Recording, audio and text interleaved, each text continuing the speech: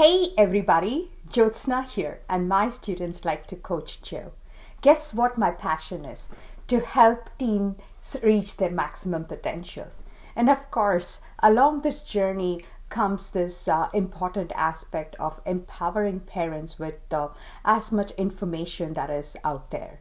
I'm very passionate about helping students land in colleges without breaking the bank or wrecking their parents' retirement. So this Facebook Live is in the series of finding scholarships.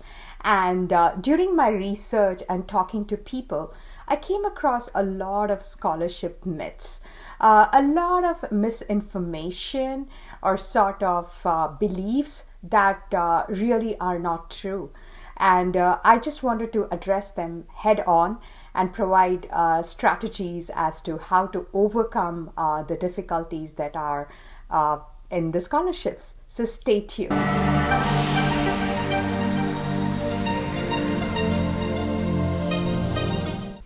Hey there, welcome back. And I'm going to go over all the scholarship myths that exist, which you have heard, and how to overcome that, or what would be the potential solution for that problem. So let's get started.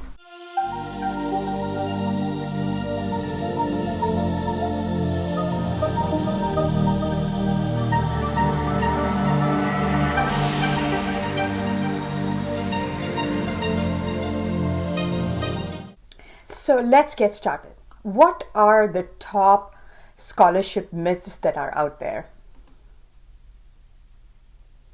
What are the commonly held beliefs? Some of them might be aware that the commonly held belief is that like so many people are applying for it and you don't stand a chance, and it's really not the best use of your time. That's like the number one common belief that people hold when it comes to scholarships.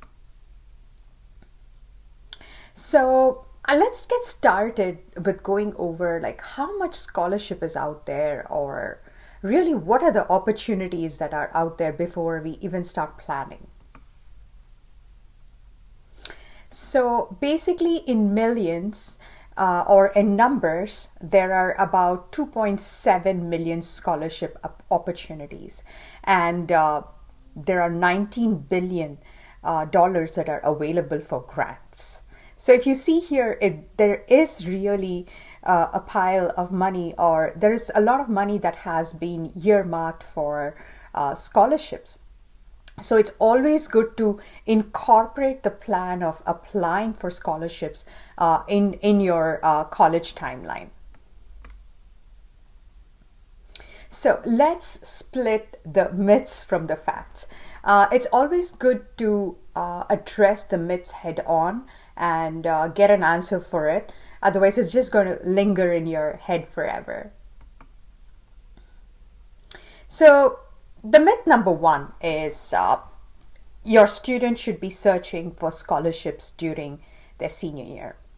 This is potentially very wrong. I mean, if you push finding scholarships till the last year, then you're losing out on a major chunk of opportunities that are there. Most of the scholarship deadlines are in January. So the sooner you start with your search, the better you in a situation you would be. So ideally, students begin their scholarship search in the junior year, in the mid-year. So for example, there is the Brian Cameron Impact Scholarship that opens up in January, right? The student is still a junior. At that time, he can start looking and applying, and then the application deadline is sometime in the senior year. So please don't think that you're finished. You have to finish all your college applications before starting to look for scholarships. Always be on the lookout. Okay, the myth number two. Scholarships are only for top scholars and high-performing athletes. This one is completely false. There are so many scholarships that are out there that do not take into consideration grades or athletic ability or participation in anything like significant, or they don't expect your GPA to be like tremendously high, like fairly reasonable, 2.5 to 3. So there are a lot of opportunities out there for everybody. The myth number 3, this is a common myth when it comes to writing essays, is you have to be a fantastic essay writer. Oh my God, how many times should I tell my students that this is not the case?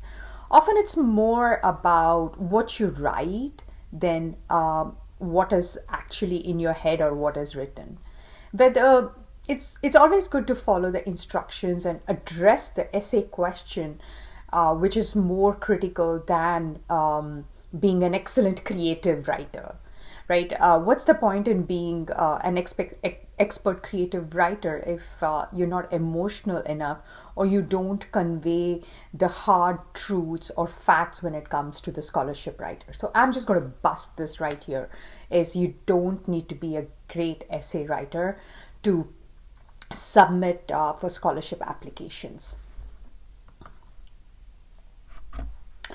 Myth 4, you have to be only a high school student to win a scholarship, or you think that scholarships are for high school students as well.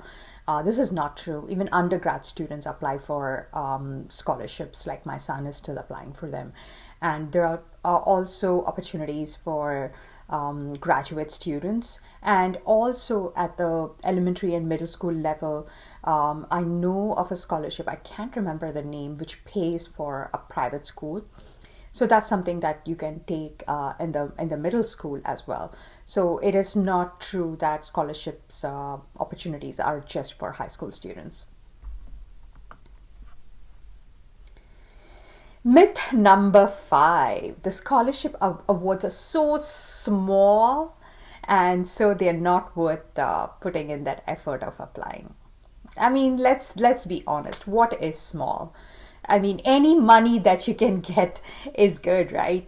So, of course, it might not pay for all your tuition and everything, but even a 3,000, 4,000 per year would be a great help.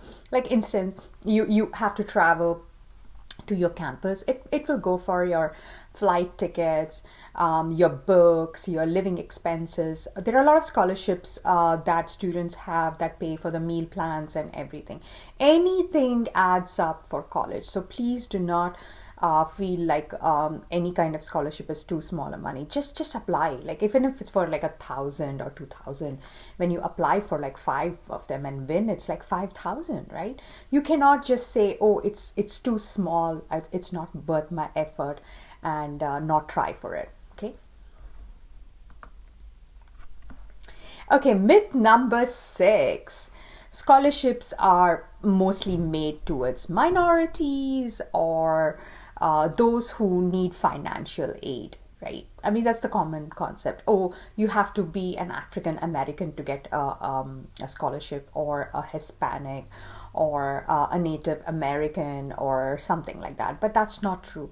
There are yes, there are a lot of scholarships for minorities and for financial need, but at the same time, there are different kind of scholarships that look for a student's personality, their talents, their interest, right?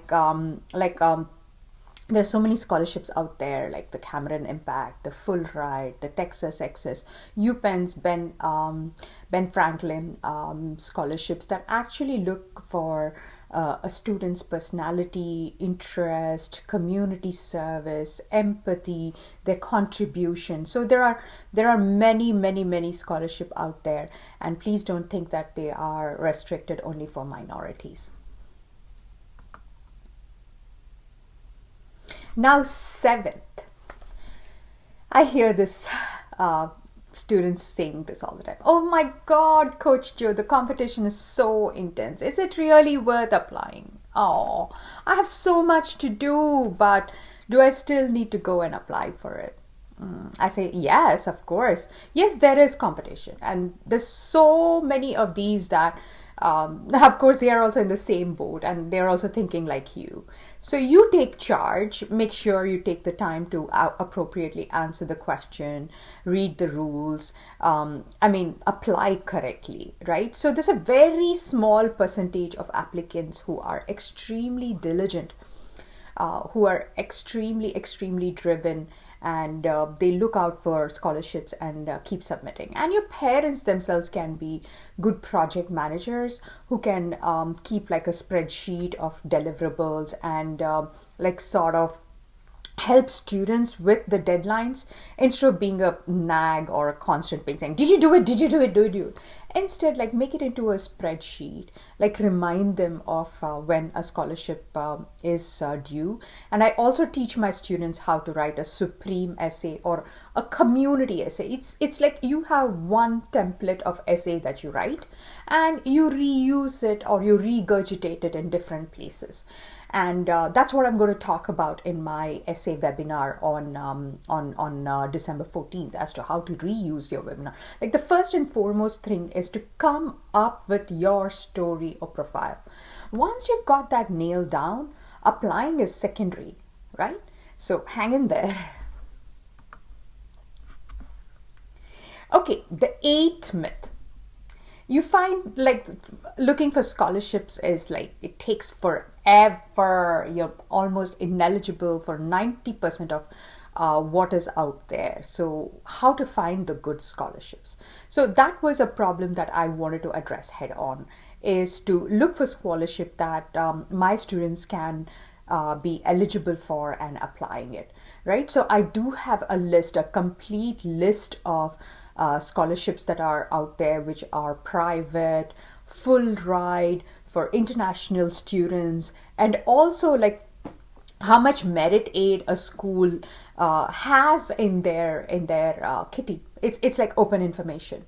So that is how I help my students apply strategically. It's not that you Google somewhere, you go and you just plug it in. That's not your strategy. We make a sort of a list of what scholarships we would like to apply.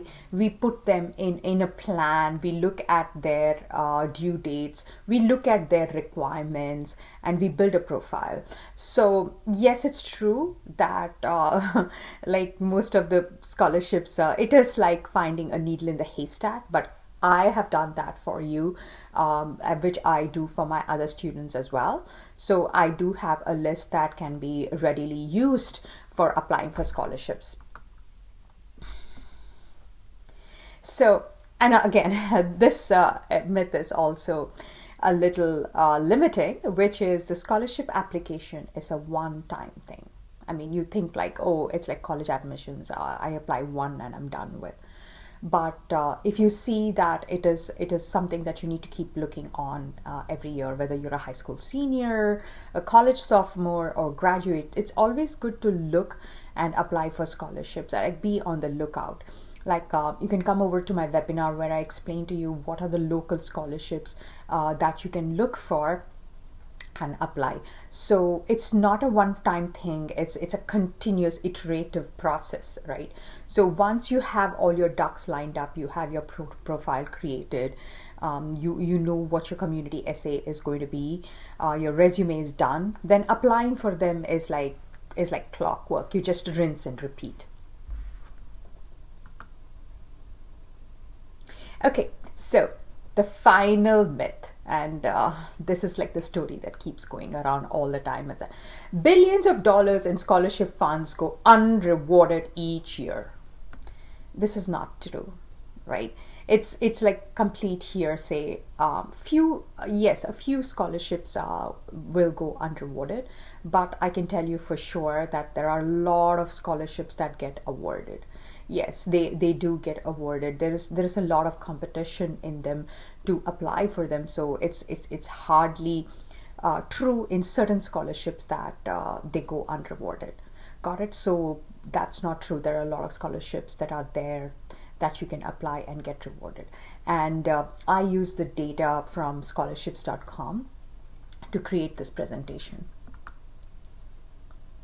Okay, so now it's time to apply. I'm just going to give you a few strategies for applying. I just want to give you an overview of how you need to plan your application process. One is prioritize your list. Like I mentioned, you're going to have so many opportunities there. You've got to prioritize that. I usually give my students a complete list that is there, like month by month that is due. We prioritize based on the month. Okay, and once we got the scholarship, we note down what is application deadline is, right? And then we see how much work is involved. Like, what is the number of words that they need for essay? Are they looking for transcript? Do they need referrals? Do they need a resume? So we make a checklist of everything that is needed. So these 3 steps are extremely important in a scholarship application process. And then how do you prepare? Like, how do you prepare for applying? Basically, we keep ready with the letters of recommendations, sometimes from the teachers or sometimes from the supervisor where you worked or any volunteer place where you were. Getting a letter of recommendation is good. Sometimes they ask for original transcripts, so keeping that downloaded before applying for the applications is also an extremely good idea. Next, a cover letter. Sometimes they expect like a cover letter while submitting. So like have a template of that. I do supply templates for a cover letter, which is fairly professional. That is another thing that is needed. Sometimes they ask for pictures, so we don't want too casual pictures. We need sort of a formal picture. Sometimes they even ask you for videos, right? So some of my students were applying for Bentley and Babson, and they had a whole video that needed to be recorded. So that's also a very nice, fun way of preparing for scholarships. And of course, the scholarship essay, and that's why we have this wonderful masterclass that was spearheaded by Brooke Schaffner. She's an scholarship essay expert. It's not possible to just write a 400 or a 500 scholarship essay overnight, and we provide you the steps how to go about it. We make it like a science with our step-by-step instructions. So that is it. This is what is involved in scholarships. I wanted to bust all the myths that are out there. I hope you feel more confident after watching this video and learning about the concepts. Any other questions or topics that you would like me to discuss, just holler or put it in the comments below. Until then, let's go get some scholarship money and land in our dream colleges.